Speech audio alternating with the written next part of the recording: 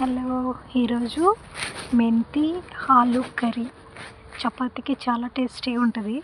రైస్తో కూడా తినచ్చు, బాగుంటుంది. అందరూ ట్రై చేయండి. ఎలా చేయాలో చూద్దాం.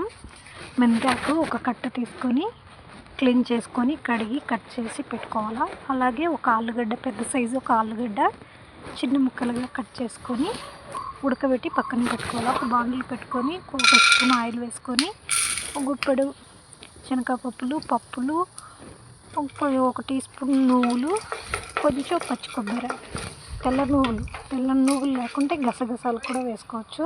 అన్నీ మిక్సీకి తీసుకొని పేస్ట్ లాగా రుబ్బి పెట్టుకొని అదే ప్యాన్లోనే ఇంకొక 2 టేబుల్ స్పూన్ ఆయిల్ వేసేసి పోపు దినుసులు, ఆవాలు, జీలకర్ర, వెల్లుల్లి, కొంచెం కరివేపాకు కూడా కట్ చేసి వేసుకోవాలి. ఒక ఆనియన్ సన్నగా కట్ చేసి వేసుకొని కొంచెం వేగనిచ్చి మెత్తబడేంత వరకు వేగనిచ్చేసి అల్లం వెల్లుల్లి పేస్ట్ ఒక స్పూన్ వేసుకొని అది కూడా కొంచెం వేయించుకోవాలా. ఇప్పుడు కట్ చేసి పెట్టుకున్న ఒక 3 టమాటోస్ అందులో వేసుకొని బాగా మిక్స్ చేసుకొని కొంచెం వాటర్ వేసుకొని నేను మెత్తగా టమాటో బాగా మెత్తగా అయ్యేంత వరకు కొంచెం ఉడకనియాల. మూత పెట్టేసి కొంచెం మెత్తగా ఉడికిన తర్వాత కారపొడి ఒక 2 టీ స్పూను, ధనియాల పొడి ఒక 2 టీ స్పూను, కొంచెం పసుపు, రుచికి తగినంత ఉప్పు వేసేసి మరోసారి బాగా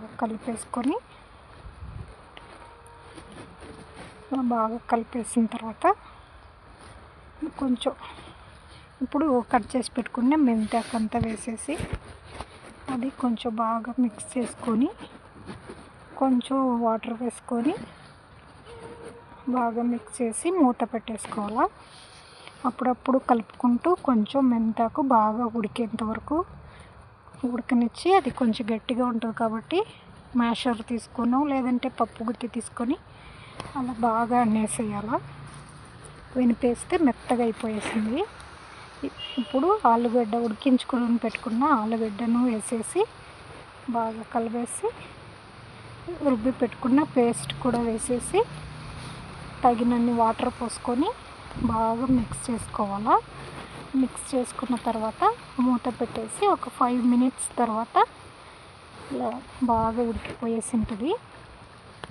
నూనె పైకి తేలేంత వరకు కొంచెం 5 మినిట్స్ ఉడకపెట్టుకుంటే సరిపోతుంది. ఉప్పు చూసుకొని మళ్ళీ ఒకసారి వేసుకోవాలా. అంతే, ఎంతో టేస్టీ అయిన ఆలు మెంతి కర్రీ రెడీ. చపాతీకి చాలా బాగుంటుంది. మీరు కూడా ట్రై చేయండి. ఈ వీడియో నచ్చినట్టయితే లైక్ చేయండి, షేర్ చేయండి, సబ్స్క్రైబ్ చేసుకోండి.